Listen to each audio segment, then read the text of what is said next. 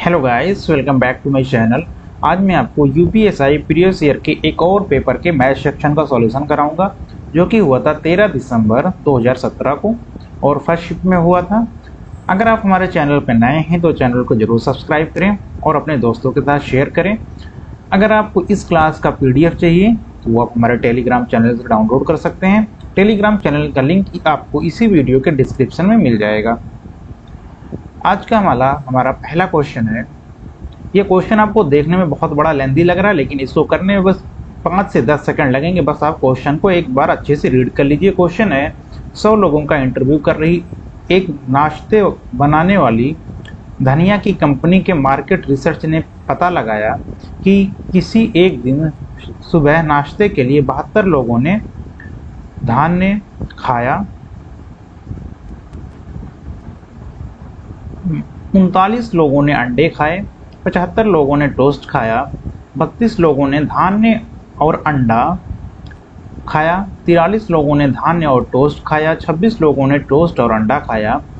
इनमें से 21 ने धान्य खाया, धान्य, टोस्ट और अंडा तीनों खाया। इंटरव्यू किए गए कितने लोगों ने ना ही धान्य, ना ही टोस्ट, ना ही अंडा खाया? सबसे पहले आप इस क्वेश्चन को वेन डायग्राम से करेंगे। हम 3 सर्कल बना लेते हैं। ये है हमारे पास 3 सर्कल। अगर हम ये मान लें कि ये सर्कल उन लोगों को दर्शाता है जो कि धान्य खा रहे हैं, अगर हम इसको लिखें, ये सर्कल हो गया। और ये सर्कल उन लोगों को दर्शाता है जो कि अंडा खा रहे हैं, और ये नीचे वाला सर्कल उन लोगों को दर्शाता है जो कि टोस्ट खा रहे हैं। ठीक है, तो 75 लोगों ने धान्य खाया। सबसे पहले हम ये देखें कि तीनों को कितने लोगों ने खाया। तीनों को कितने लोगों ने खाया? इसमें से आप देखें तो यहाँ पे 21 लोग ऐसे थे जो तीनों को खा रहे थे। ठीक है, अब आप देखें यहाँ पे कि 32 लोगों ने धान्य और अंडा खाया। अब यहाँ से देखें, 32 लोगों ने धान्य और अंडा खाया। अब ये धान्य और अंडा खाने वाले टोटल कितने थे? 32 थे। अब 21 जो है तीनों में कॉमन थे, यानी कि बचे कितने? जो बचे हुए 11 हैं, मतलब 11 ने धान्य और अंडे खाए, मतलब ओनली 11 ने। अब आगे अगर आप देखें तो 53 लोग ऐसे हैं जो धान्य और टोस्ट खा रहे हैं। तो धान्य और टोस्ट वाले कौन से हो गए? ये वाला पोर्शन हो गया। अब इसमें ऑलरेडी ये तीनों में खा रहे हैं, तो बचे कितने? यहाँ पे आपके बचे 53 था। 53 में से 21 घटा देंगे तो ये हमारे पास आ जाएगा। अगर आप 53 है, 53 में से 21 घटाएंगे 2 3, यानी 32 लोग ऐसे थे जो सिर्फ और सिर्फ धान्य और टोस्ट खा रहे हैं। इसके बाद अगर आप देखें, ये अंडा और टोस्ट खाने वाले कितने हैं? यहाँ पे 26 लोग हैं अंडा और टोस्ट खाने वाले। तो 21 तो ऑलरेडी यहाँ पे लिख दिए हैं हम, तो यहाँ पे कितना लिखेंगे? 5।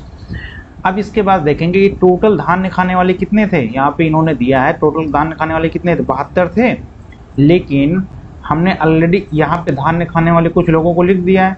तो ये है 11 और ये है 21, और 11 और 21 कितना हो गया? 32, और 32 यहाँ पे भी है। 32 हो गया 64, 64 तो यहाँ पे हो गया। बचे कितने? ये बचे 8। ठीक है, अब यहाँ पे अगर देखें, सिर्फ अंडा खाने वाले कितने थे? 39 थे। 39 अंडा खा रहे थे। अब यहाँ पे अगर आप इसको ऐड करें तो ये कितना हो गया? 11 और 21 32, और 32 और 5 37 यहाँ पे हो गए। सिर्फ अंडा खाने वाले 2 लोग हो गए। अब ऐसे ही अगर आप देखें कि सिर्फ टोस्ट खाने वाले कितने थे? 75 लोग थे। अगर आप इसको ऐड करेंगे, ये 32 और 21 और 5 हो जाएगा 26, 32 और 26 हो गया 58। अब ये कितने थे टोटल? 75 लोग थे। 75 में से 58 माइनस कर देंगे हम, तो ये हमारे पास आ जाएगा 17। तो ये हो गए 17 लोग ऐसे हैं जो सिर्फ और सिर्फ टोस्ट खा रहे हैं। अब हम यहाँ से बता सकते हैं कि टोटल कितने लोग ऐसे हैं जिन्होंने नाश्ता किया। तो इन सबको हम ऐड कर लेंगे। यहाँ पे हम ऐड करेंगे 8 + 11 + 21 + 32 + 2 + 5 + 17। अगर आप इन सबको ऐड करेंगे तो ये हो जाएगा हमारे पास 96। अगर यहाँ पे 96 लोग ऐसे हैं कि जिन्होंने नाश्ता किया, तो टोटल कितने लोग थे? क्वेश्चन में ऑलरेडी दे दिया था कि टोटल 100 थे। 100 में से 96 ने नाश्ता किया, तो कितनों ने नाश्ता नहीं किया? ये हो गए 4। ये ऑप्शन सी सही हो जाएगा। अगला क्वेश्चन है, सुशांत और प्रशांत की तनख्वाह की रकमों का आधा फर्क उनकी तनख्वाह की रकमों के जोड़ के 3/10 के बराबर है। सुशांत की तनख्वाह के संदर्भ में प्रशांत की तनख्वाह दर्शाइए। यहाँ पे दिया सुशांत और प्रशांत की तनख्वाह की रकमों का आधा का फर्क, यानी हम मान लें सुशांत का है x है और प्रशांत का है y है, इनकी रकम का आधा हम कर देंगे, ये हो जाएगा। और इसका फर्क का मतलब होता है डिफरेंस, यानी कि, और ये बराबर है हमारे पास इनकी रकमों का योग x प्लस वाई के 3/10 के बराबर है। अब आप यहाँ से x और y का रेशियो निकाल लीजिए। यहाँ से ये हो जाएगा x माइनस वाई बटे 2 equal to x plus y गुणे 3/10। ये 2 से इससे कट जाएगा, 5 टाइम जाएगा, 5 से इसमें मल्टीप्लाई कर देंगे, हो जाएगा 5x minus 5y equal to 3x plus 3y। यहाँ से ये 3x इधर आएगा, माइनस में हो जाएगा, तो ये हो जाएगा 2x बचेगा माइनस होके, 5x में से 3x माइनस करेंगे, यहाँ पे बचेगा 2x और इक्वल टू ये माइनस 5y इधर आ जाएगा, ऐड हो जाएगा, ये हो जाएगा 8y। यहाँ से आ गया x और y का जो हमारे पास रेशियो आ गया वो हो जाएगा 8/2 यानी कि 4/1। अब हमें ये बताना था कि सुशांत की तनख्वाह के संदर्भ में प्रशांत की तनख्वाह, हमने प्रशांत को कितना माना था, y माना था, तो y की वैल्यू कितनी आ रही है, 1 आ रही है, और सुशांत की कितनी आ रही है, इसकी आ रही है 4 आ रही है, तो इसके संदर्भ में इसका प्रतिशत हो जाएगा 1/4 गुणे 100 यानी कि 25%। ये हमारे पास दूसरा ऑप्शन सही हो जाएगा। अगला क्वेश्चन है, 2 बर्तन A और B में क्रमशः 4:5 तथा 2:3 के अनुपात में दूध और पानी है। इन मिश्रणों को किस अनुपात में मिलाना चाहिए ताकि एक अन्य मिश्रण बने जिसमें आधा दूध और आधा पानी हो। यहाँ पे हमारे पास एक A था, एक B था, ये 4 और 3 के अनुपात में थे और ये 2 और 3 के अनुपात में था। इसको हमें ये बताना है किस रेशियो में इनको मिलाएं कि हमारे पास जो मिश्रण हो उसमें आधा दूध और आधा पानी, इसका मतलब होगा इनका रेशियो 1 और 1 का हो। ठीक है, अगर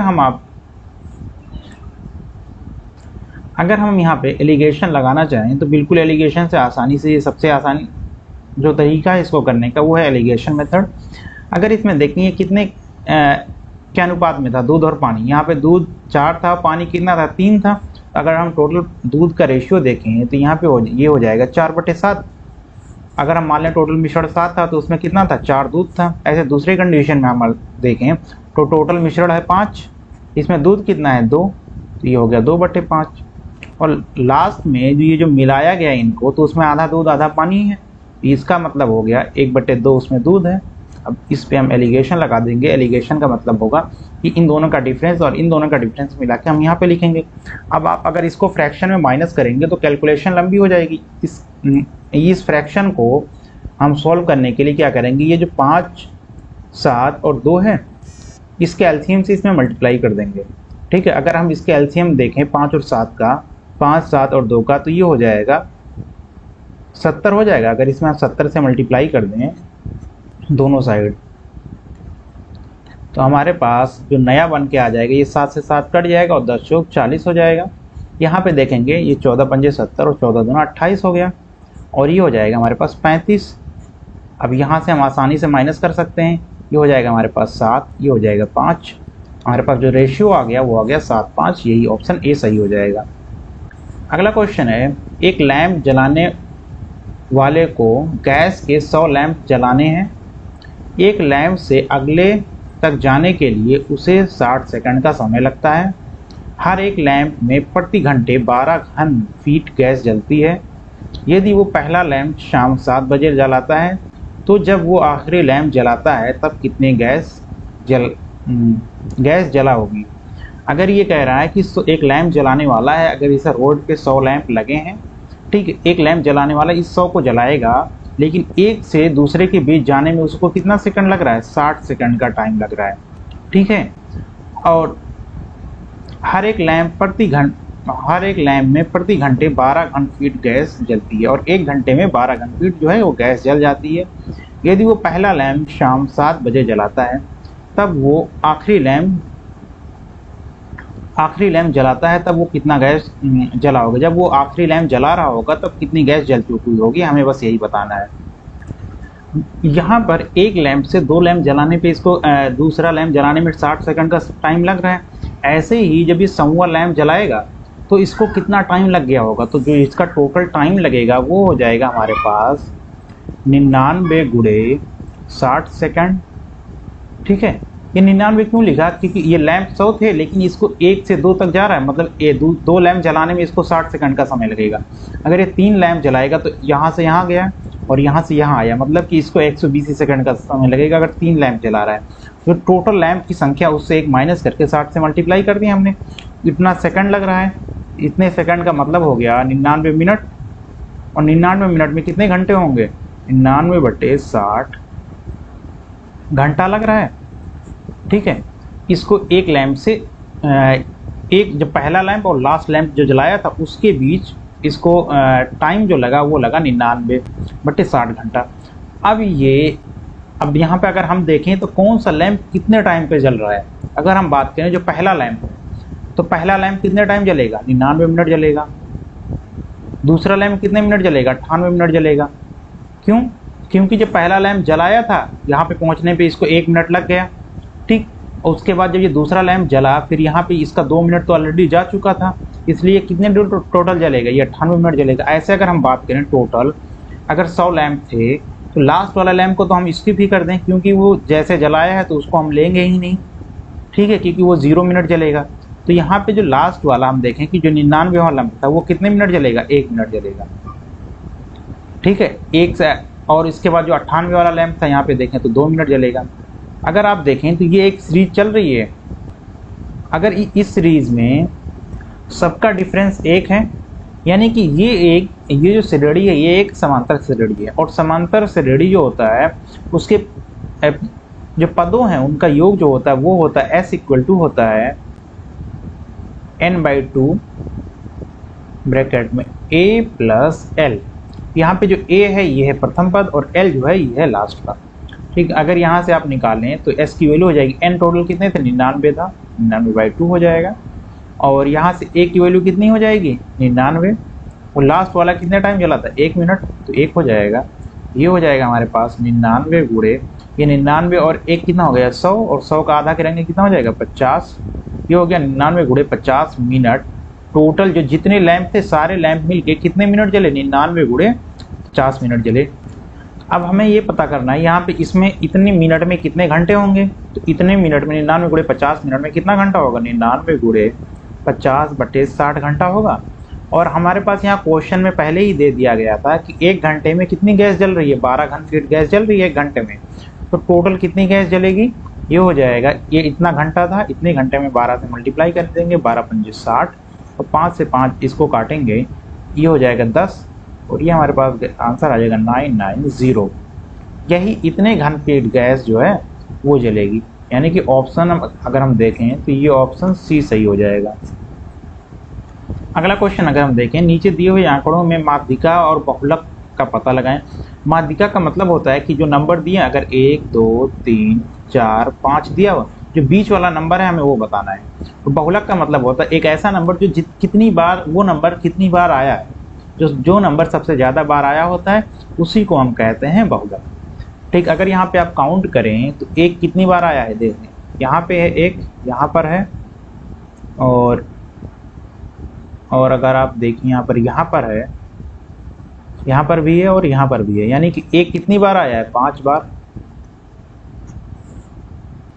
और ऐसे ही अगर आप 11 को देखेंगे, 11 यहाँ पर है, यहाँ पर है, यहाँ पर है, यहाँ पर है, यहाँ यहाँ पर भी, यहाँ पर भी। तो अगर 11 को देखेंगे, काउंट करेंगे, ये टोटल आ जाएगा 9 बार 11 आया है। ऐसे ही आप अगर 111 को देखें, यहाँ पर है, यहाँ पर है, और यहाँ पर था, टोटल ये कितना हो गया, 4 हो गया, यानी 111 जो था वो था 4 बार। और आप अगर 1111 को देखेंगे तो ये आएगा 3 बार। तो अगर आप सीधे सीधे देखें तो इसमें बहुलक कौन होगा, जो सबसे ज़्यादा बार आया होगा, यानी 11 होगा इसका बहुलक। तो यहाँ पे आप देखें तो 3 में बहुलक 11 दे रखा है। अब हमें इसका समांतर, इसकी माध्यिका बतानी होगी। अब देखें तो इसमें टोटल कितने पद हो गए, ये 9 4 13 और 5 18 और 18 और 3 21, 21 पद हैं।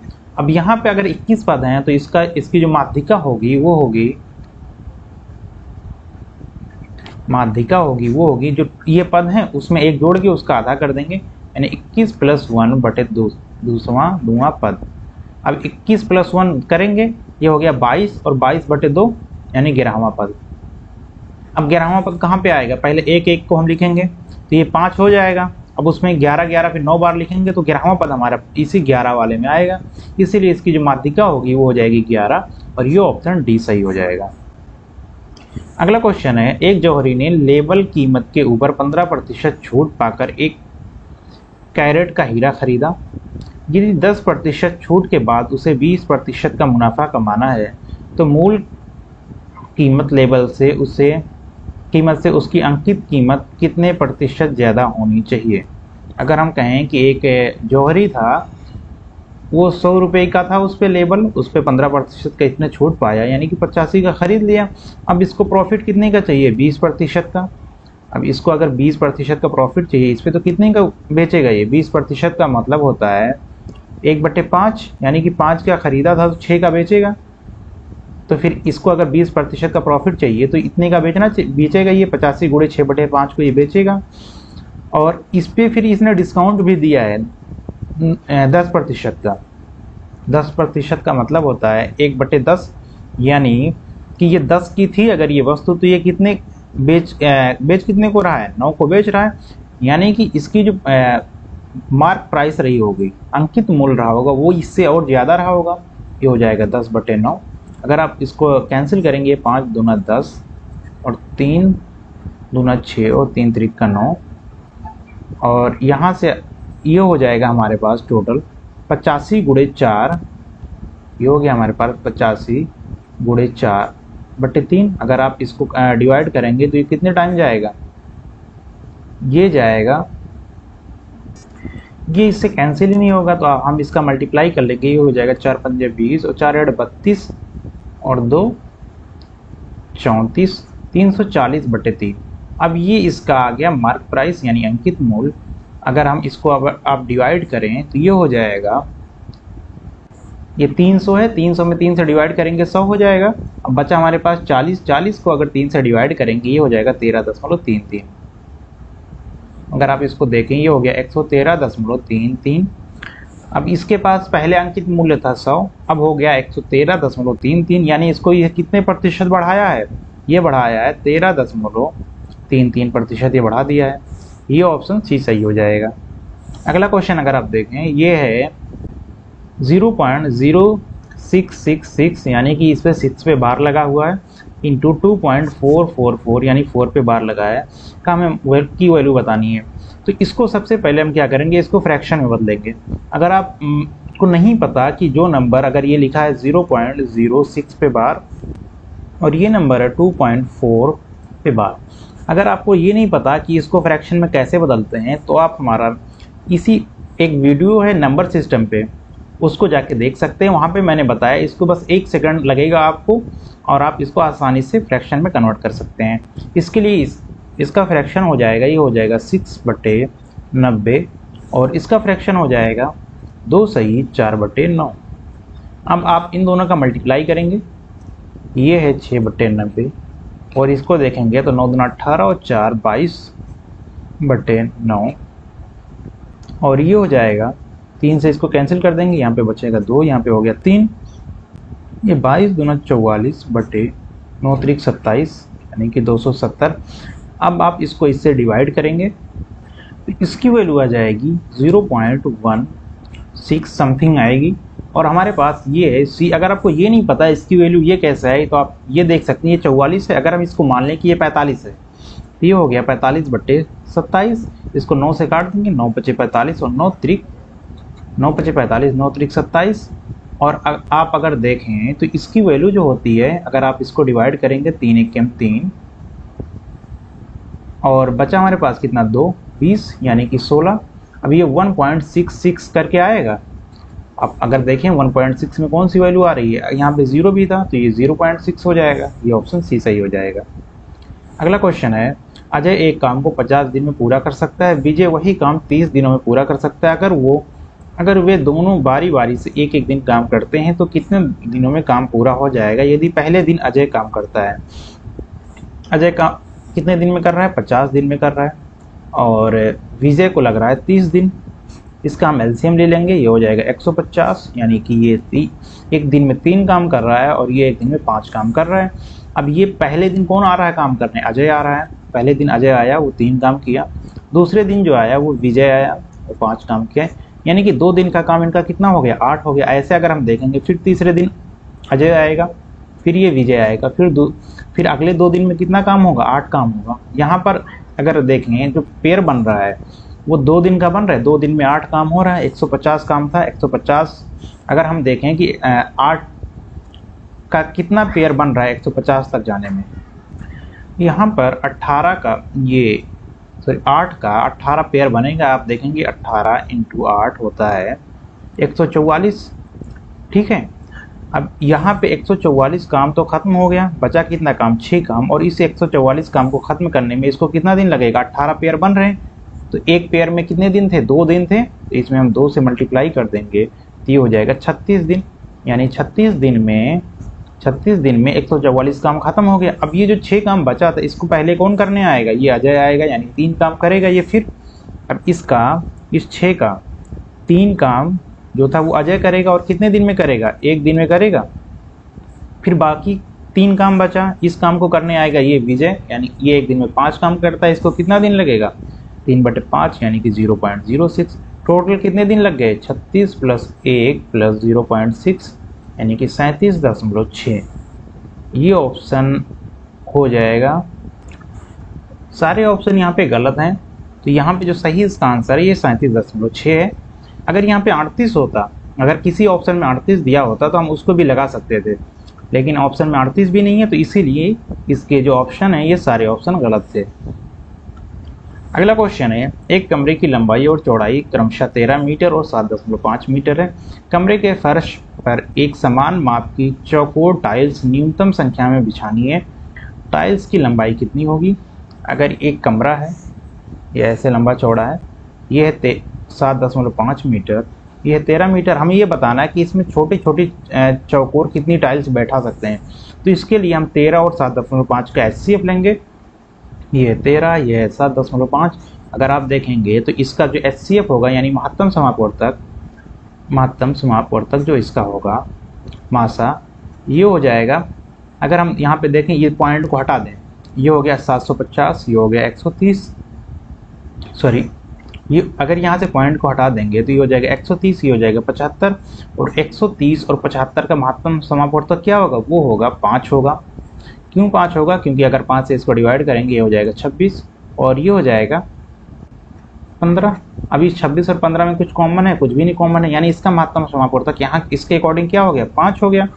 लेकिन हमने इसमें ऑलरेडी 10 से मल्टीप्लाई किया था, तो 10 से डिवाइड कर देंगे, यानी ये आ जाएगा 0.5 मीटर। ये ऑप्शन बी सही हो जाएगा। अगला क्वेश्चन है, 5 मजदूर दिन में 12 घंटे काम करते हुए एक कार्य 30 दिन में पूरा कर सकते हैं। ये दिन में 12 घंटे काम करते हुए 15 मजदूर को इसका आधा कार्य करने के लिए कितने दिन लगेंगे?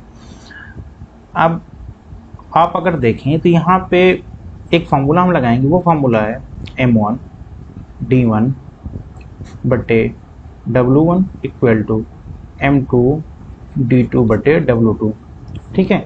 अब यहाँ पे M है, ये है कितने आदमी थे, ये D कितने दिन लग रहे हैं। अगर यहाँ पे घंटे है तो हम घंटे लिख लेंगे। अब यहाँ पे ये दिया था कार्य 30 दिनों में पूरा कर सकते हैं। अब यहाँ पे दिन और घंटे अगर दोनों दिए हैं तो हम दोनों को लिख लेंगे। अब ये काम हमें दिया है, पहले कितना काम था? 1 था, अब उसका कितना हो गया? आधा हो गया है। इस फॉर्मूले पे अगर हम रखें तो पहले कितने आदमी थे? 5 थे। कितने दिन काम कर रहे थे? इसको 30 दिन काम कर रहे थे। कितने घंटे कर रहे थे? ये 12 घंटे काम कर रहे थे। इस फॉर्मूले में आप ऐड कर लीजिए M1 D1 T1 बटे M2 D2 T2।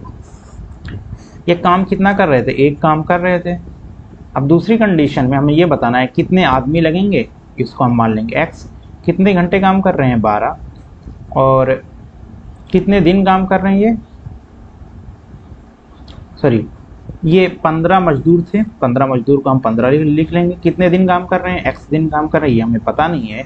और कितना काम कर रहे हैं, इस काम का आधा काम कर रहे हैं, यानी 1/2।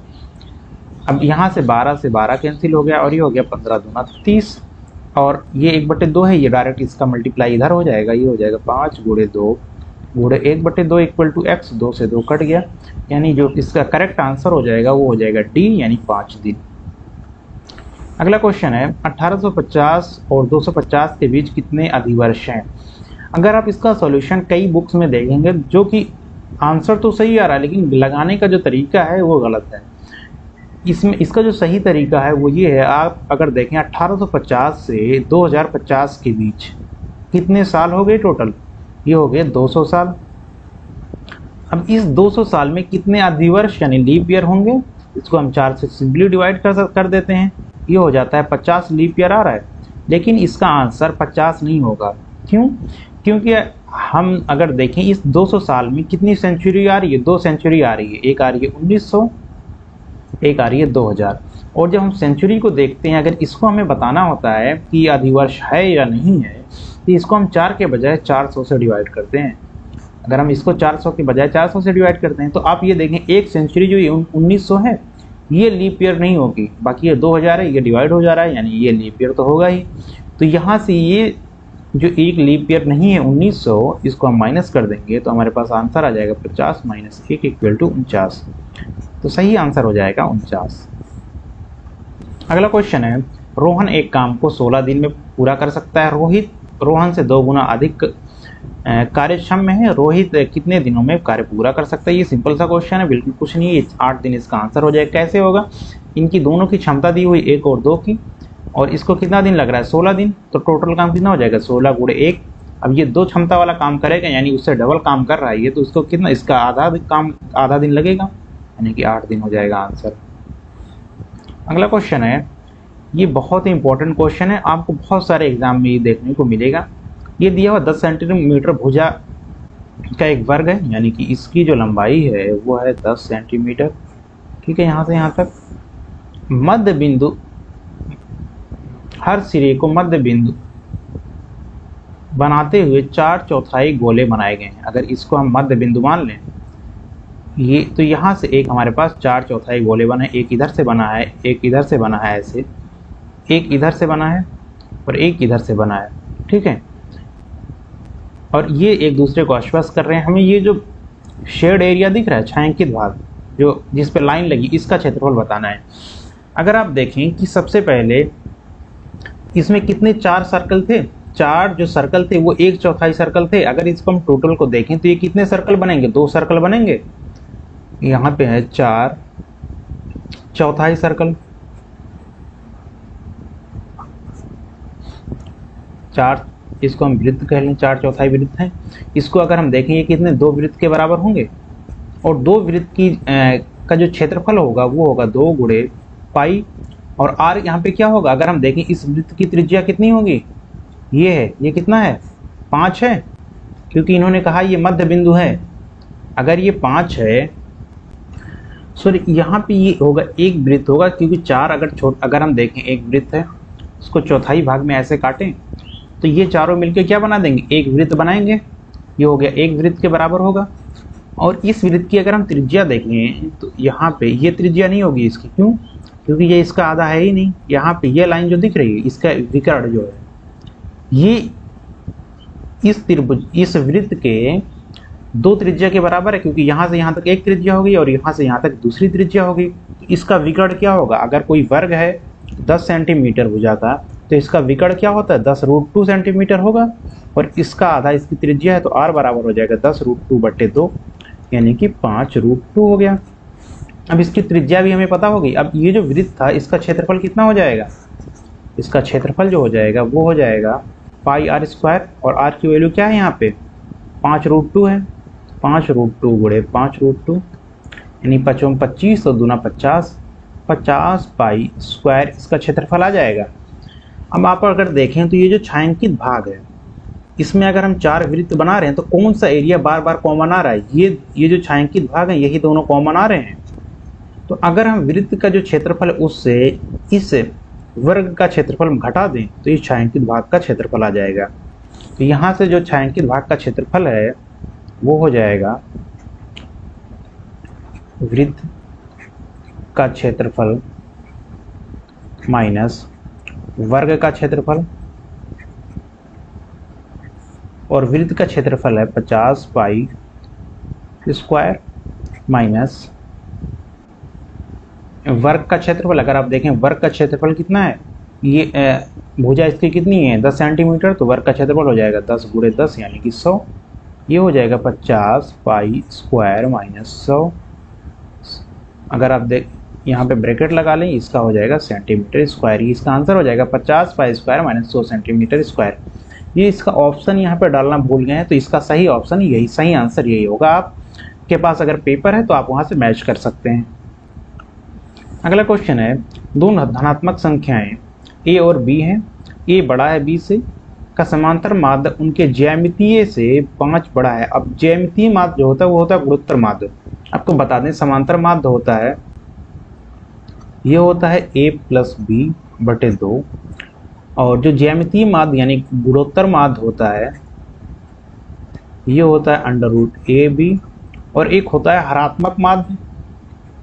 तो हरात्मक माध्य होता है हमारे पास, ये होता है 2ab बटे a प्लस b।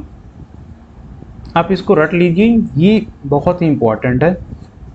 अब क्वेश्चन पे आते हैं। यहाँ पे इनका जो समांतर माध्य है उनके ज्यामितीय माध्य से 5 बड़ा है, यानी a प्लस b बटे 2 इक्वल टू √ab प्लस 5। दूसरे कंडीशन में उनका ज्यामितीय माध्य उनके हरात्मक माध्य से 5 बड़ा है। उनका जो ज्यामितीय माध्य है AB है, ये इसके हरात्मक माध्य से 4 बड़ा है। अब हमारे पास ये दो इक्वेशन है, इस दोनों इक्वेशन को सॉल्व करेंगे। दोनों इक्वेशन से a और b की वैल्यू निकालेंगे और वहां से हम a माइनस b की वैल्यू फाइंड करेंगे। सबसे पहले इसमें हम ये जो √ab है, ये √ab है, दोनों को इक्वल करेंगे, यानी इस √ab की जगह ये वैल्यू पुट कर सकते हैं। यहाँ पे आ जाएगा हमारे पास a प्लस b बटे 2 इक्वल टू, इस √ab की जगह इसकी वैल्यू ये पुट कर देते हैं 2ab बटे a plus b plus 4 plus 5। यहाँ से ये आ जाएगा a प्लस b बटे 2, इसको अगर इस साइड ले आए तो ये हो जाएगा 2ab बटे a plus b equal to 9।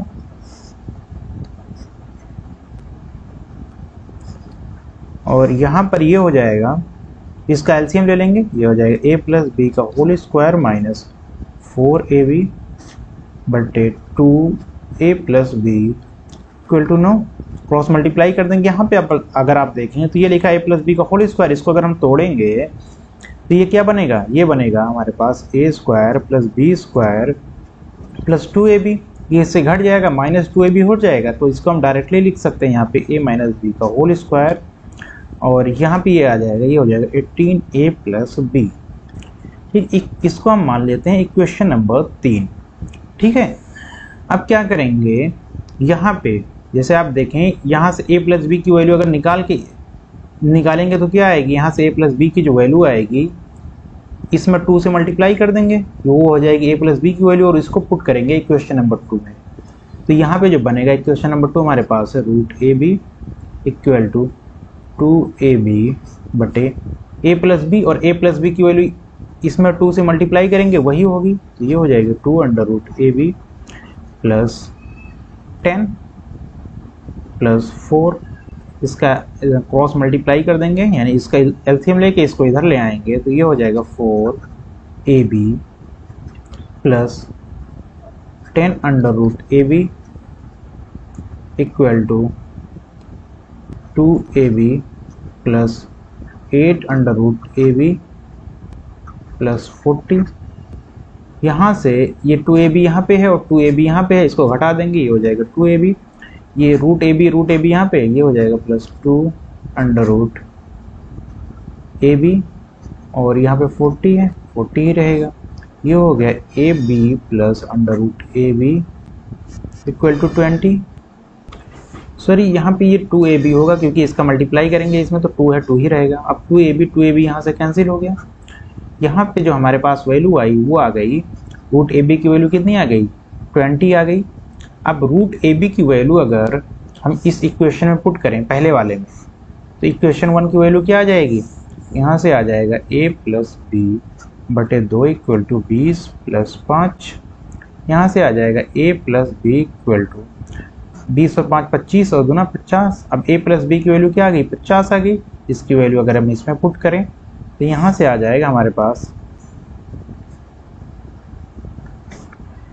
a minus B का होल स्क्वायर इक्वल टू 18 गुणे 50 यानी कि 900।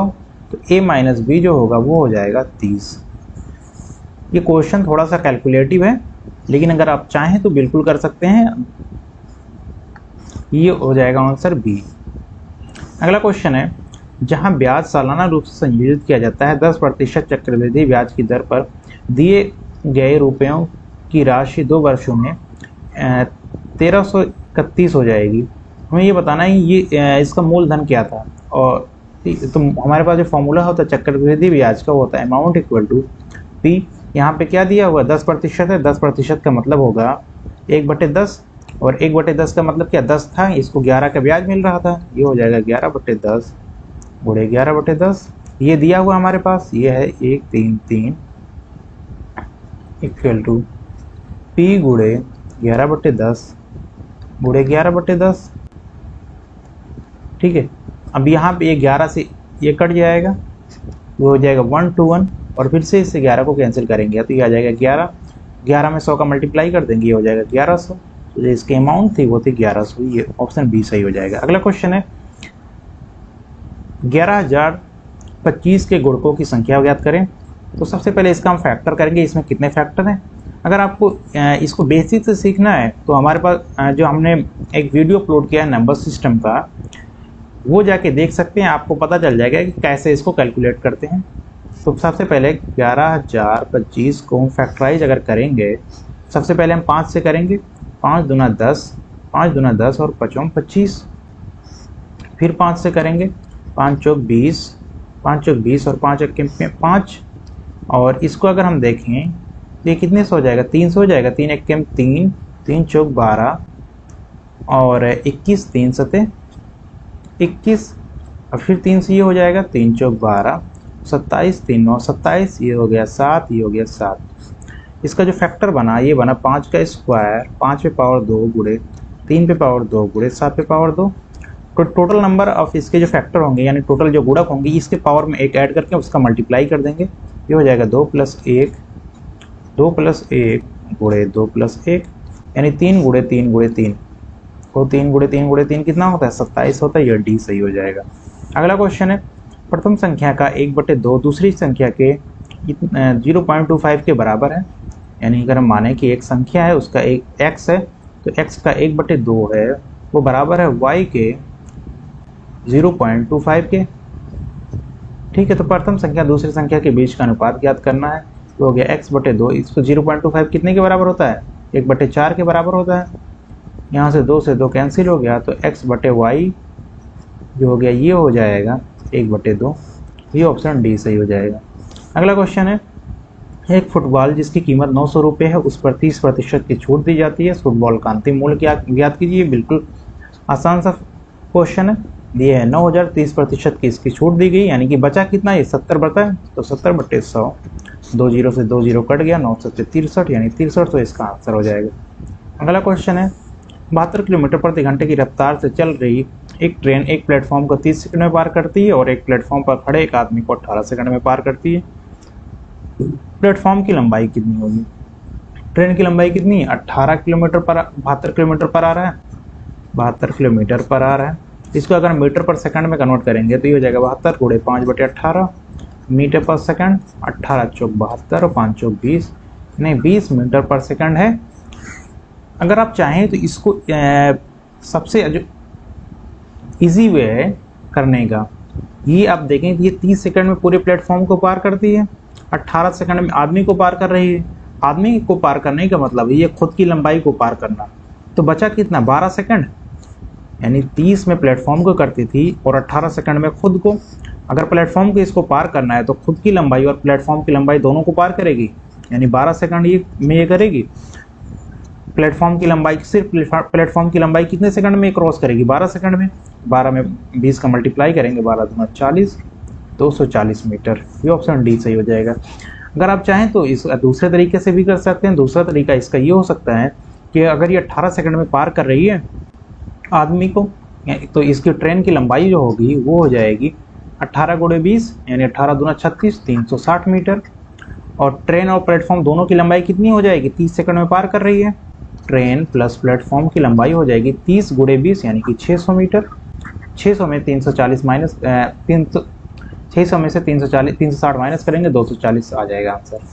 अगला क्वेश्चन है, इन्हें बढ़ते हुए क्रम में लिखना है। हमारे पास 1/3, 7/23, 2/7, 5/14, ये है 23। इन सब का आप चाहें तो सबसे इजी वे है करने के, इन सब का एलसीएम ले लीजिए, उसके बाद इसको करिए। लेकिन अगर आप चाहें तो बिना एलसीएम लिए इसको ऑप्शन से आप कर सकते हैं। सबसे पहले अगर आप देखें ऑप्शन नंबर 1 में, इसको बढ़ते हुए क्रम में लिखना है, तो यानी कि सबसे पहले सबसे छोटा नंबर लिखेंगे। 1/3 और 2/7 में देखें कौन सा बड़ा है। अगर आप 1/3 और 2/7 को देख रहे हैं, इन दोनों का बस ये क्रॉस मल्टीप्लाई करना है। ये हो जाएगा 7, ये हो जाएगा 6। यहाँ पे जो बड़ा दिख रहा है ये दिख रहा है 1/3 बड़ा दिख रहा है, यानी ये ऑप्शन हो जाएगा गलत। ऐसे ही अगर देखें 2/7 और 7/23 में, 2/7 और 7/23 में, अब इसका मल्टीप्लाई करेंगे, 23 दूना 46 हो जाएगा और ये हो जाएगा 7×7 = 49, यानी अभी तक तो ये सही है यहाँ तक। अब इसके बाद 7/23 और 5/14 को लेंगे। 7/23 और 5/14, इसका एलसीएम लेंगे, ये हो जाएगा 14×25 = 70, 14×6 = 84 और 14×7 = 98 और 23×25 हो जाएगा 115। अभी तक ये भी सही है। उसके बाद 5/14 और 1/3 को लेंगे। 5/14 और 1/3, ये हो जाएगा 5×3 = 15 और 14×1 = 14। अब यहाँ पे ये 15 बड़ा आ जा रहा है, 14 छोटा आ रहा है, इसलिए ये भी गलत हो जाएगा। बचे हमारे पास दो ऑप्शन और, 1/3 और 7/23। अब यहाँ पे लेंगे 1/3 को अगर हमने लिया और ये है 7/23, इसका क्रॉस मल्टीप्लाई करेंगे, ये हो जाएगा 23 और ये हो जाएगा 21। अब ये भी गलत हो गया, तो हमारे पास जो सही ऑप्शन होगा वो हो जाएगा ये डी। क्योंकि अब आप चाहें तो इसको चेक कर सकते हैं, सारे ये दो का फैक्टर बना के इन दोनों का एलसीएम लेके कर सकते हैं, अगर आपको सारे का एलसीएम नहीं लेना है। अगला क्वेश्चन है कि एक वर्ड दिया हुआ है, डॉट शब्द के अक्षरों की कितनी प्रकार से क्रम व्यवस्था की जा सकती है अगर स्वरों को हमेशा एक साथ रखा जाए। इसमें देखेंगे सबसे पहले कितने स्वर हैं, 2 स्वर हैं, ये है ए और यू। टोटल कितने नंबर हैं इसमें, 1 2 3 4 5 6 7 हैं। अगर ए और यू हमेशा साथ में रहेंगे तो टोटल कितने वर्ड हो जाएंगे इसके, ये टोटल थे 7, लेकिन अगर ए और यू को एक साथ रख रहे हैं इसका मतलब हो जाएगा ये एक पेयर बना रहे हैं। अगर ये दोनों, इस दोनों को एक वर्ड हम एक वर्ड मान लें तो इधर कितने वर्ड हो जाएंगे, टोटल 7 थे, 2 यहाँ पे हैं, यानी 5 वर्ड बचे हैं। अब कितने वर्ड हो गए इसमें, 6 वर्ड मानेंगे इसको।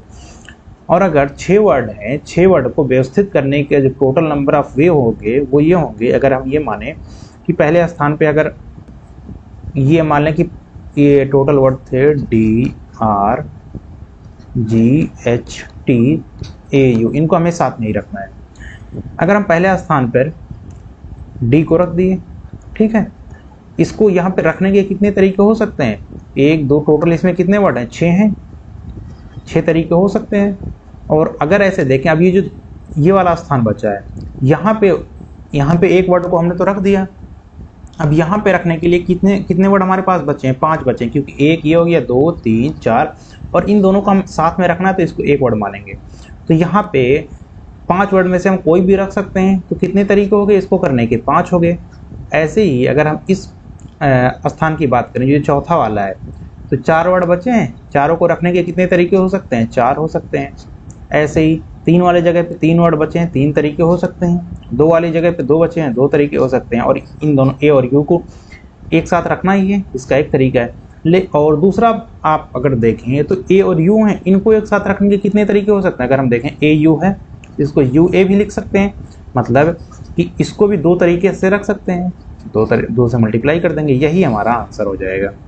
और इसको अगर आप मल्टीप्लाई करेंगे, ये हो गया 6 पंजे 30, 4 तियां 12, दूना 24 गुणे 2, 24 दूना हो गया 48 और 48 दिया हो जाएगा 144।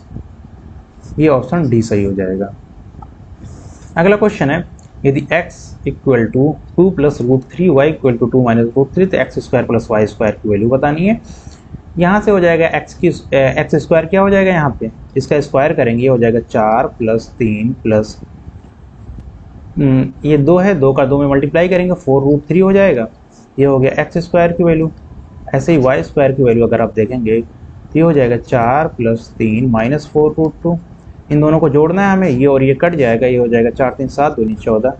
ये ऑप्शन ए सही हो जाएगा। अगला क्वेश्चन है, एक ट्रक 108 किलोमीटर प्रति घंटे की रफ्तार से दौड़ रहा है, 15 सेकंड में वो कितनी दूरी तय करेगा। 108 किलोमीटर पर आवर इसकी स्पीड है। इसको अगर हम मीटर पर सेकंड में करेंगे तो 5/18 से मल्टीप्लाई करेंगे और 18 × 5 = 90, 18 × 6 = 108, 6 × 5 = 30 यानी 30 मीटर पर सेकंड इसकी स्पीड है। 15 सेकंड में बतानी है तो 15 से मल्टीप्लाई कर देंगे, 15 × 3 = 45, 450 मीटर चलेगा।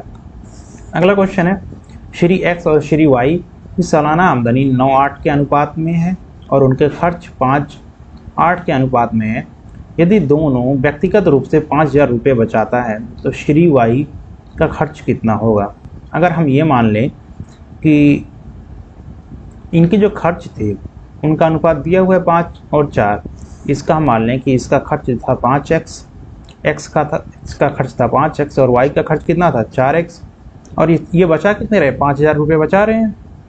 तो 5x प्लस 5000 बटे 4x प्लस 5000। अगर इसके खर्च में इनकी बचत जोड़ देंगे तो इनकी आमदनी आ जाएगी, ये हो जाएगा 9/8।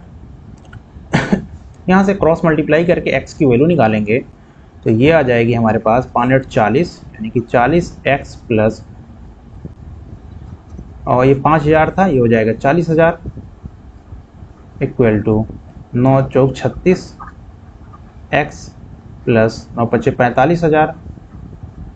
अब यहाँ से देखेंगे तो 40x यहाँ पे 36x यहाँ पे, इसको घटाएंगे ये हो जाएगा 4x, और 4x की जो वैल्यू होगी ये 4000 था, ये 45000 था।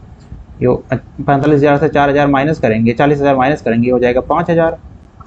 तो x की वैल्यू जो हो जाएगी ये हो जाएगी, अब 5000 में 4 से डिवाइड करेंगे कितना आएगा, ये हो जाएगा 4 × 1 = 4 और 4 × 2 = 8, 4 × 5 = 20, 1250 रुपये।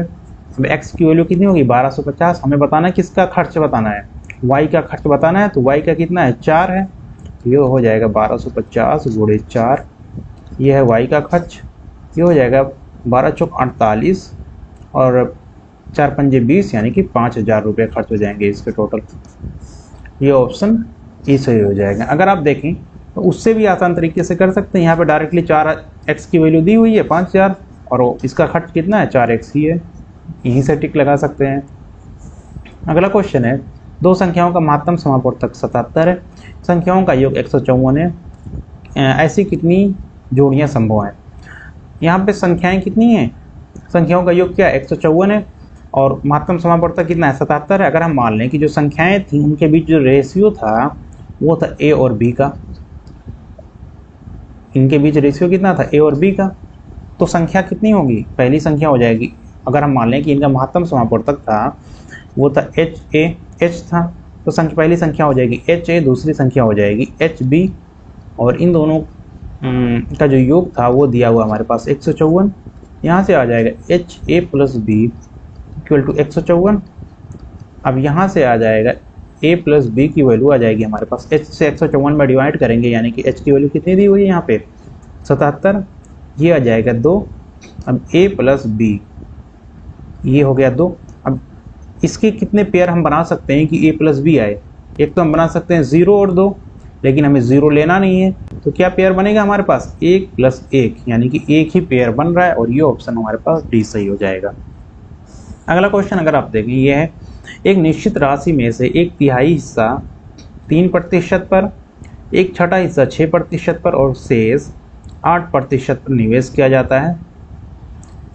यदि इन सभी निवेशों से 3 वर्ष में मिलने वाला ब्याज 600 रुपये होता है तो मूल राशि का पता लगाएं।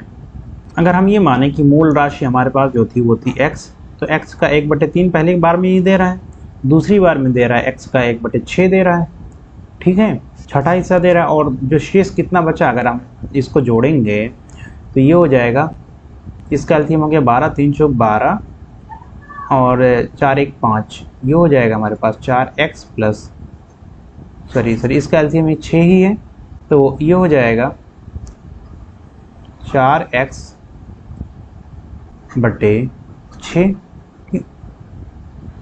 सॉरी 3x बटे 6। बचा कितना हमारे पास, अगर टोटल x था, x में से 3x बटे 6 माइनस करेंगे, ये बचेगा कितना, 3x बटे 6 ही बचेगा, यानी कि x बटे 2 बचेगा। यानी कि पहले ये जो 3% पे दे रहा था वो दे रहा था x बटे 6, दूसरे में x बटे 6 दिया, x बटे 3 पहले में दिया, x बटे 6 दूसरे में दिया, और x बटे 2 दूसरे लास्ट वाले में दिया। अब यहाँ पे 600 रुपये अगर इसको ब्याज मिल रहे थे तो पहले वाले पे टोटल ब्याज कितना हो जाएगा 3 साल के लिए, हो जाएगा x बटे 3 गुणे 3 बटे 100, पहले वाले का ब्याज हो गया। और अगर देखें दूसरे वाले का ब्याज तो ये हो जाएगा x बटे 6 गुणे 3 गुणे इसका ब्याज का प्रतिशत कितना था, एक निश्चित राशि 1/3 हिस्सा 3% पर, 1/6 हिस्सा 6% पर, ये 6% पर इसको दिया था, प्लस x बटे 2 जो था उसको 8% पे दिया था, और कितने साल के लिए दिया था, 3 साल के लिए दिया था। ये कितने के बराबर हो जाएगा टोटल इसके ब्याज के, यानी 600 के बराबर हो जाएगा। तो यहाँ पे 100 रहेगा सबके नीचे, यहाँ से 3 से 3 कट गया, 6 से 6 कट गया, और 2 से इसको 4 को काट देंगे, ये हो जाएगा यहाँ पे 3x बटे 100 प्लस 3x बटे 100 प्लस 4 3 12 x बटे 100 इक्वल टू 600। सबको ऐड करेंगे, 3 3 6 और 12 और 6 हो गया 18, ये हो गया 18x बटे 100 इक्वल टू 600। यहाँ से 18 से इसको 6 से 18 को काटेंगे, 6 3 18 हो जाएगा। यहाँ से आ गया 3x की वैल्यू जो आ गई, ये हो गई 1 के आगे 4 0। अब इसको अगर हम डिवाइड करेंगे x से इसको अगर डिवाइड करेंगे तो ये हमारे पास आ जाएगा 3 3 9 333.33। तो इसकी जो मूल राशि थी वो कितनी हो जाएगी, ये ऑप्शन ए सही हो जाएगा। अगला क्वेश्चन है, कर्नाटक का सिल्क उत्पादन केरल के सिल्क उत्पादन से 100% अधिक है। अगर हम ये मान लें जो कर्नाटक का था वो था 100, केरल के सिल्क उत्पादन से 100% अधिक है। अगर हम माने कि जो केरल का था वो था 100 था, तो कर्नाटक का कितना होगा, 200 होगा। क्यों, क्योंकि वो उससे 100% अधिक था। तो केरल के आधे सिल्क उत्पादन, केरल का आधा कितना हो जाएगा 50 उत्पादन कर्नाटक के सिल्क उत्पादन के प्रतिशत के रूप में दर्शाइए। हमें ये बताना है 50 बटे 200, यही बताना था। 50 बटे 200, 50 200 का कितना प्रतिशत है यही बताना था। तो ये हो जाएगा 0 से 0 कट गया, 50 का आधा हो गया 25, यानी 25% हमारे पास ऑप्शन सी में है, ये सही हो जाएगा। अगला क्वेश्चन है, ये एक डीआई का क्वेश्चन है। यहाँ पे हमारे पास डेटा दिया हुआ है और यहाँ से हमें इसको बताना है। तो पहले क्वेश्चन में, यदि किसी परिवार में उच्च रक्तचाप से ग्रस्त एक मरीज हो और दमे का एक मरीज हो, उच्च रक्तचाप यहाँ पे दिया हुआ है यहाँ पे, और दमा का यहाँ पे दिया हुआ है, दमा का मरीज हो, वो जहाँ पे उच्च रक्तचाप वाले मरीज को उच्च रक्तचाप रोधी 3 टेबलेट्स रोजाना खानी है, ठीक है, और दमे के मरीज को दमा रोधी 2 टेबलेट हर दूसरे दिन पे खानी है। तो मरीज 30 दिनों में होने वाले खर्च में कितनी बढ़ोतरी होगी, मरीज के 30 दिनों में होने वाले खर्च में कितनी बढ़ोतरी होगी। अगर देखें आप, ये एक दिन में कितनी टेबलेट खा रहा है, 3 टेबलेट खा रहा है, 30 दिनों तक खानी है। तो जो रक्तचाप रोधी है इसका कितना टेबलेट ये खाएगा, टोटल 30 दिन थे, एक दिन में 3 खा रहा है, 90 टेबलेट खाएगा, 90 टेबलेट खाएगा ये टोटल, ठीक है। और अगर हम बात करें इसका दमा वाले का, ये एक दिन में 2 टेबलेट खा रहा है। अगर ये एक दिन में 2 टेबलेट खा रहा है, सॉरी, और लेकिन हर दूसरे दिन खा रहा है, तो 30 दिन में कितने टेबलेट खाएगा, ये 30 दिन में टोटल 30 ही टेबलेट खाएगा, 30 टेबलेट खाएगा। अब इसके एक टेबलेट की प्राइस कितनी है, यहाँ पे ये जो दिया हुआ 10 टेबलेट की प्राइस दी हुई है, उच्च रक्तचाप के 10 रुपया है 10 गोली की कीमत, यानी एक गोली की कीमत इसकी कितनी है ₹1 है, तो 90 गोली की कीमत कितनी हो गई? ₹90 हो गई।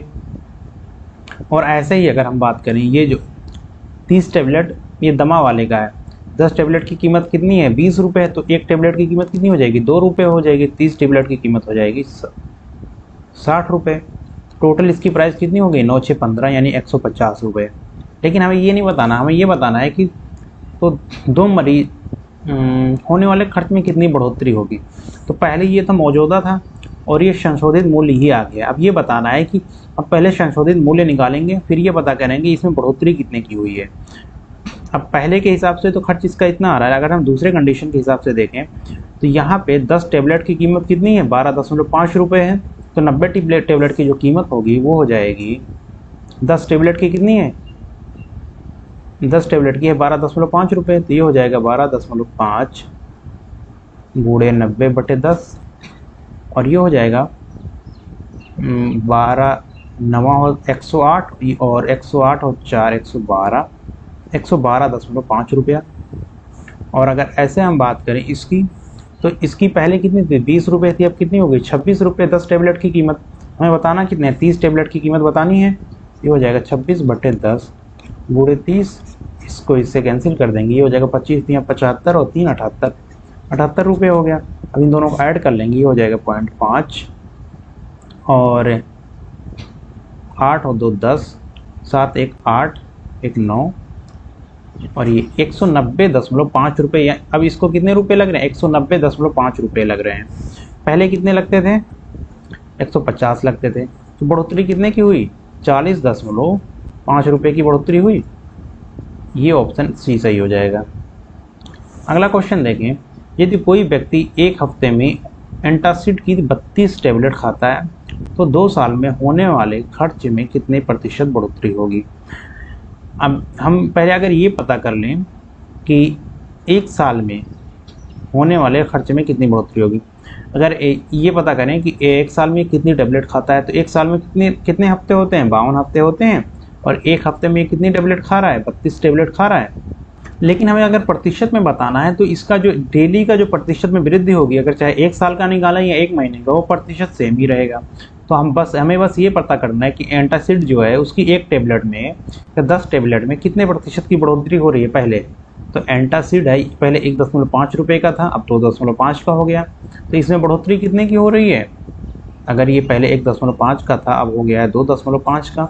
₹1 की बढ़ोतरी हो रही है और ये कितने पे? ₹1.5 पे हो रही है ₹1 की बढ़ोतरी। तो इसका प्रतिशत जो वृद्धि है वो हो जाएगा 1/1.5 गुणे 100। तो ये हो गया टोटल हमारे। इसको अगर 5 से काटेंगे तो ये हो गया 20 25 100 और ये हो जाएगा 0.3 यानी कि 200/3 और 200/3 जो होगा ये होगा 66 सही 2/3। अब ये एक दिन में जितने प्रतिशत की वृद्धि होगी, चाहे आप जितने साल का निकालें या महीने का निकालें, प्रतिशत वृद्धि सेम ही रहेगी सबकी। अगला क्वेश्चन है, एक व्यक्ति को 20 हफ्ते की अवधि के लिए हर रोज 3 बार कफ निस्कारक की 2 चम्मच लेने को कहा गया है। ये मान कर चलते हुए कि एक कफ निस्कारक की बोतल में 30 चम्मच दवाई होती है। मौजूदा कीमत के हिसाब से खर्च का पता लगाएं। अगर ये एक दिन में 2 चम्मच ले रहा है, हर रोज 3 बार 2 चम्मच ले रहा है, तो एक दिन में ये कितना चम्मच ले रहा है? एक दिन में ये 3 टाइम खा रहा है और एक टाइम में 2 चम्मच खा रहा है, यानी कि 6 चम्मच खा रहा है। अब ये एक बोतल में कितने चम्मच दवाई है? 90 चम्मच दवाई है। तो एक बोतल कितने दिन चलेगी? ये चलेगी 90 में 6 से डिवाइड कर देंगे, यानी 15 दिन चलेगी एक बोतल। 15 दिन चलेगी एक बोतल। ठीक है, हमें ये बताना है कि 20 हफ्तों की अवधि के लिए इसका खर्चा बताना है। तो हम पता करेंगे इसका 20 हफ्ते में कितने बोतल लग रहा है। तो 20 हफ्ते में कितने दिन होते हैं? 20 गुणे 7 कितने दिन लग रहे हैं? और 15 दिन एक बोतल चल रही है, तो इसमें 15 से डिवाइड कर देंगे। अब इतने बोतल वो खा रहा है, खर्च हो रहा है, और एक बोतल की प्राइस कितनी है? ये कौन सी दवा थी? कफ निस्कारक। कफ निस्कारक का था, ये 18 रुपये की थी। 18 से मल्टीप्लाई कर देंगे तो ये हो गया 3 छक 18, 3 पचे 15 और 5 चौक 20, 7 चौक 28 गुणे 6 और 28 गुणे 6 करेंगे, ये आ जाएगा 168, यानी कि ऑप्शन डी सही हो जाएगा।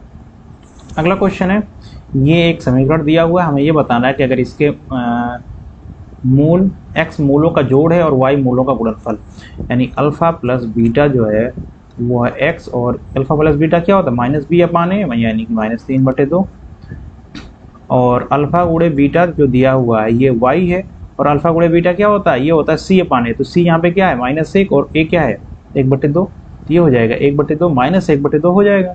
इन दोनों का हमें जोड़ बताना है, ये हो जाएगा -3/2 प्लस -1/2, इन दोनों को जोड़ेंगे तो ये हो जाएगा -4/2, यानी इसकी वैल्यू -2। ये ऑप्शन सी सही हो जाएगा। अगला क्वेश्चन है, एक आदमी 60 रुपये प्रति लीटर के हिसाब से स्पिरिट खरीदता है, उसमें पानी मिलाता है और फिर उसे 75 रुपये प्रति लीटर के हिसाब से बेचता है। यदि इस सौदे में उसका मुनाफा 37.5% है तो स्पिरिट का पानी से क्या अनुपात होना चाहिए।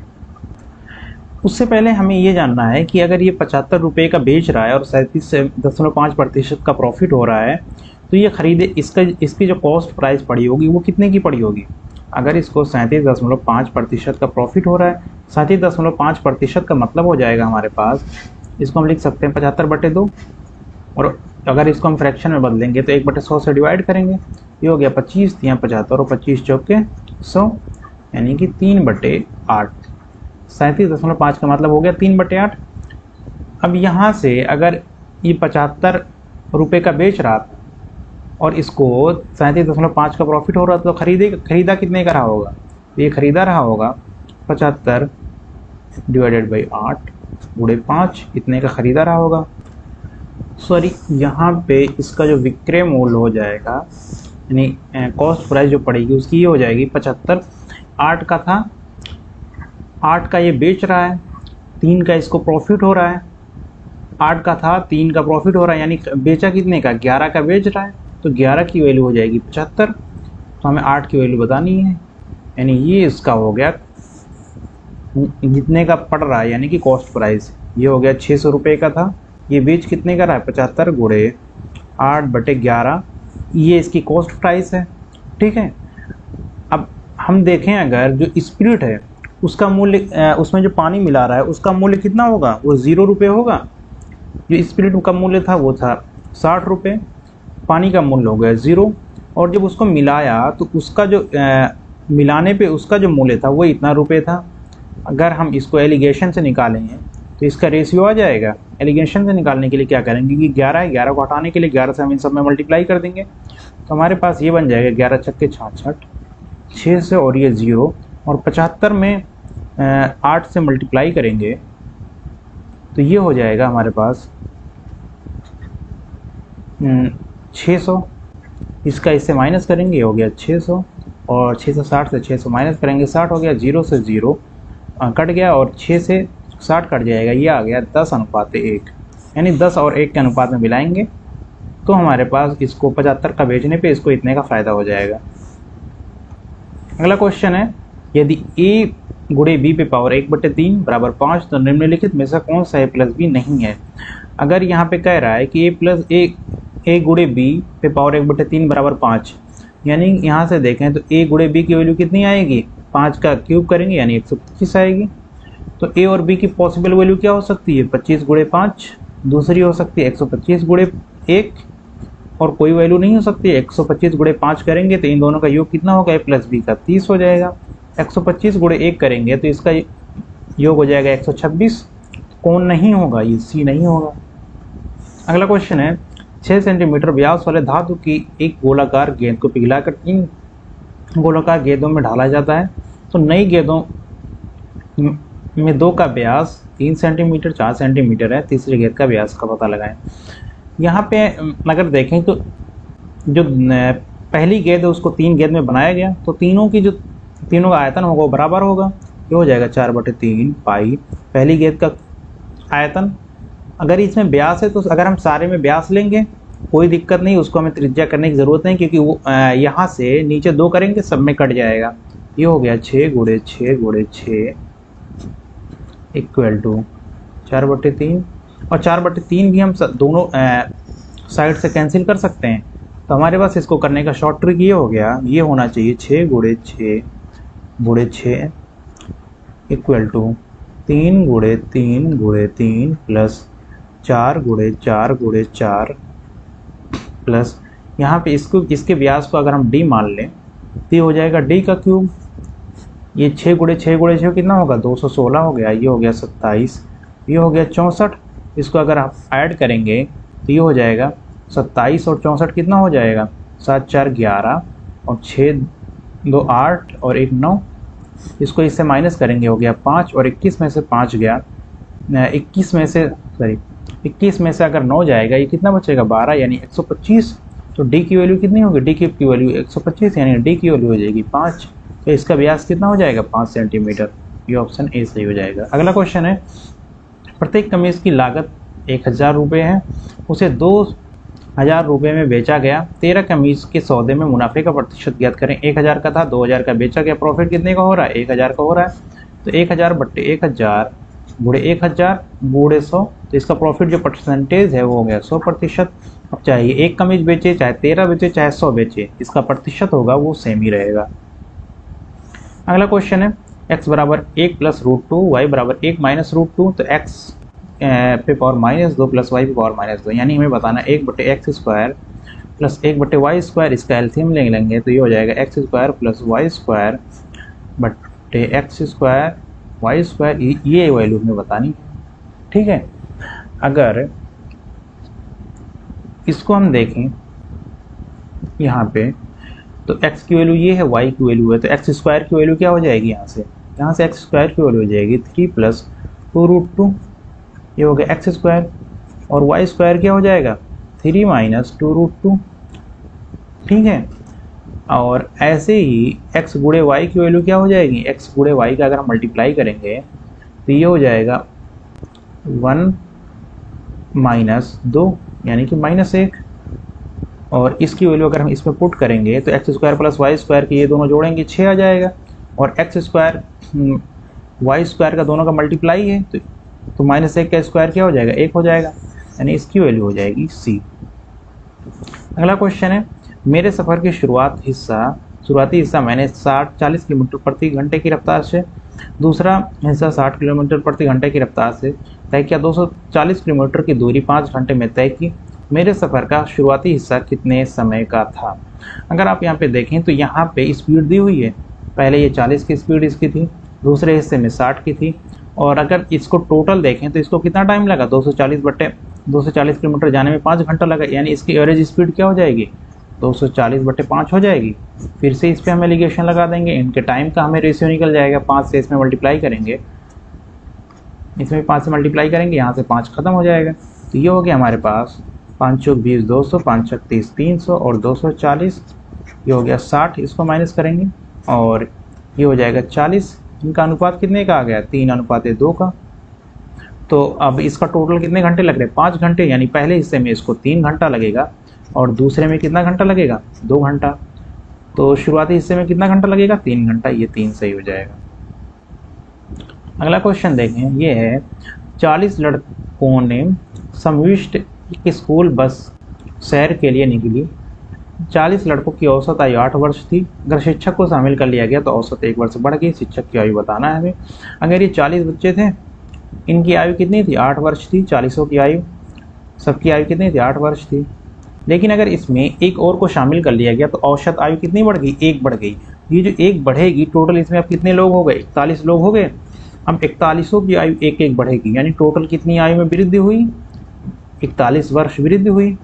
और इनकी एवरेज थी कितनी, अगर 8 वर्ष थी तो उसमें 8 और जोड़ देंगे, यानी जो 49 वर्ष था ये था उस शिक्षक की आयु। अगर इसकी 49 वर्ष आयु थी तभी सबकी आयु में 1 की वृद्धि हुई। अगर आप इसको वेरीफाई करना चाहें तो कुछ इस तरह कर सकते हैं, शिक्षक की आयु 49 वर्ष है, ठीक है। अगर 49 में से सबको 1 दे दें, 41 को 1 दे दिया हमने, तो बचा कितना 8 वर्ष बचा। और यही इनकी औसत आयु थी पहले, तो इसलिए शिक्षक की आयु कितनी हो जाएगी 49 वर्ष। आप चाहें तो बेसिक जो फॉर्मूला है उससे भी कर सकते हैं। अगला क्वेश्चन है, एक रेलवे लाइन ए और बी पर ए और बी 2 ट्रेनें हैं। ये 2 स्टेशन है, इनके बीच 2 ट्रेन चल रही हैं। एक उत्तर की ओर जाने वाली ट्रेन सुपरफास्ट ट्रेन है, ये एन है, ए और ए से बी के लिए रवाना होती है। इसके 1 घंटे बाद दक्षिण से एक ट्रेन एस है, वो पैसेंजर ट्रेन है, बी से ए की तरफ चलती है। सुपरफास्ट ट्रेन की रफ्तार साधारण ट्रेन ई की रफ्तार से 2 गुनी है। अगर हम मान लें कि सुपरफास्ट ट्रेन की रफ्तार जो है वो साधारण से कितनी है, 2 गुनी है, और पैसेंजर ट्रेन की रफ्तार जो है वो पैसेंजर ट्रेन एस की रफ्तार साधारण ट्रेन की रफ्तार से आधी है। तो अगर आप ये मानें कि जो सुपरफास्ट ट्रेन है उसकी रफ्तार अगर 1 है तो पैसेंजर ट्रेन की रफ्तार कितनी होगी, 1/4 होगी। क्यों? क्योंकि ये है सुपरफास्ट की स्पीड। अगर माने तो पैसेंजर की नॉर्मल की कितनी रही होगी, यहाँ पे जो एक्सप्रेस की है उसकी 1/2 रही होगी, और इसकी आधी जो है वो है पैसेंजर की, यानी 1/4 होगी। अब आप अगर आगे देखें तो ये कह रहा है सारणी के मुताबिक नियमित सूची को बनाए रखने के लिए हेतु ट्रेन एन और ट्रेन एस दोनों एक ने अपनी रफ्तार बढ़ा दी। यदि सुपरफास्ट ट्रेन ने अपनी रफ्तार 2 गुनी कर दी तो सुपरफास्ट ट्रेन की रफ्तार से पैसेंजर ट्रेन की रफ्तार का अनुपात लगभग क्या होना चाहिए ताकि पैसेंजर ट्रेन उस दिन स्टेशन पर ठीक निर्धारित समय पर पहुंचे। अब ये ट्रेन जो थी, जो सुपरफास्ट ट्रेन थी, वो थी 20 मिनट लेट। यहाँ पे एक ट्रैक है, ये सिंगल ट्रैक है, यहाँ से एक ट्रेन जा रही है और इधर से एक ट्रेन आ रही है। लेकिन ये जो सुपरफास्ट ट्रेन जब जाएगी तभी ये ट्रेन वापस आएगी, ठीक है। लेकिन तो हमें बस ये बताना है कि क्योंकि अगर ये सिंगल ट्रैक है तो इसके जाने के बाद ये आएगी, तो हमें जो बढ़ानी है स्पीड वो सिर्फ जाने वाली ट्रेन सुपरफास्ट ट्रेन की स्पीड बढ़ानी है। अगर ये माने कि टोटल दूरी इनके बीच की थी x किलोमीटर थी, ठीक है, तो और इसको 1 घंटा लग रहा है यहाँ से यहाँ तक पहुँचने में, और इसके 1 घंटे के बाद ये ट्रेन वापस आएगी इधर से, तो सुपरफास्ट ट्रेन की स्पीड जो हो जाएगी 1 घंटा लग रहा है x किलोमीटर पर आवर हो जाएगी, ठीक। तो इसकी पैसेंजर वाली की कितनी हो जाएगी, x/4 किलोमीटर पर आवर, क्योंकि यहाँ पे इनका रेशियो दिया हुआ है। लेकिन अब ये 20 मिनट देरी से चल रही है ये सुपरफास्ट ट्रेन, तो इसको अब ये टोटल दूरी पहले 60 मिनट में कवर करती थी, अब कितने मिनट में इसको कवर करना है, 40 मिनट में ही कवर करना है। तो इसकी स्पीड क्या होनी चाहिए, इसकी स्पीड होनी चाहिए टोटल दूरी बटे समय, और समय कितना 40 मिनट, और 40 मिनट में होता है 2/3 घंटा, यानी कि स्पीड होनी चाहिए 3x/2 घंटा होनी चाहिए, 3x/2 किलोमीटर पर आवर इसकी स्पीड होनी चाहिए, तभी ये सही समय पर यहाँ पर पहुँचेगी।